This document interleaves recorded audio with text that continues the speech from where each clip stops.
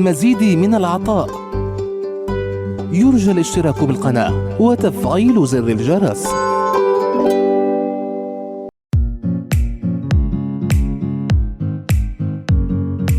La chambre à coucher. La chambre à coucher. غرفة النوم. سنتعلم في هذا الدرس جميع المفردات المتعلقة بغرفة النوم، كما سنذكر في نهاية الدرس أهم الأفعال والجمل المستخدمة لوصف غرفة النوم، كما يمكنكم ترك أي سؤال متعلق بالدرس ضمن التعليقات، وذلك للإجابة عليه.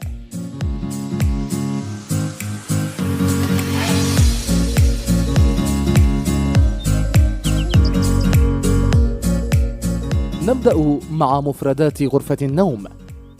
un lit. un lit سرير.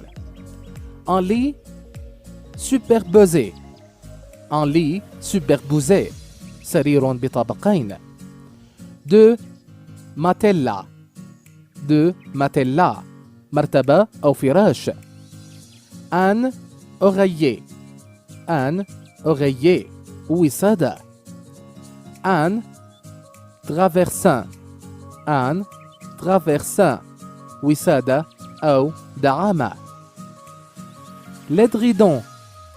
l'édredon لحاف. un drap. un drap شرشف أو ملاءة. une couverture. une couverture غطاء السرير، غطاء. un couvre-lit. un couvre-lit المفرش. une table de chevet. une table de chevet طاولة بجانب السرير. une commode. une commode كومودينا. le tiroir. le tiroir الدرج. une lampe de chevet. une lampe de chevet مصباح بجانب السرير. une lampe halogène. une lampe halogène مصباح. un réveil. un réveil منبه. une coiffeuse. une coiffeuse طاولة الزينة مع المرآة. des rideaux. des rideaux ستائر.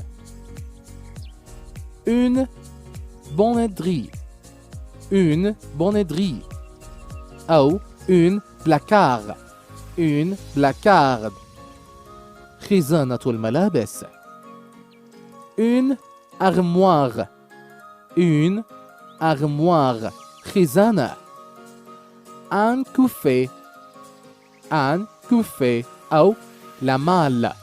la malle صندوق لوضع الملابس. un tapis.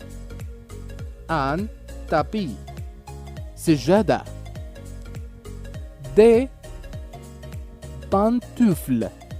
des pantoufles شباشب، حذاء يلبس في المنزل للمشي به فوق السجاد. le pyjama. le pyjama البيجامة. la chemise de nuit. la chemise de nuit ثوب النوم. une télévision. une télévision التلفاز. le ventilateur. le ventilateur المروحة. un tableau. un tableau لوحة أو صورة. la fenêtre. la fenêtre النافذة. le balcon. le balcon الشرفة أو البلكون. la porte. la porte الباب. le mur. le mur الحائط أو الجدار. le plancher. le plancher الأرضية أو أرض الغرفة. le plafond. le plafond. السقف سقف الغرفة. L'angle de la pièce. L'angle de la pièce ركن أو زاوية الغرفة. سنتعلم الآن أهم الأفعال المستخدمة في غرفة النوم. dormi. dormi ينام. Exemple, مثال. Hier, Sarah a dormi sur son lit tard. Hier, Sarah a dormi sur son lit tard. البارحة نامت سارة على سريرها متأخرة. se réveiller. se réveiller يستيقظ. Exemple, مثال.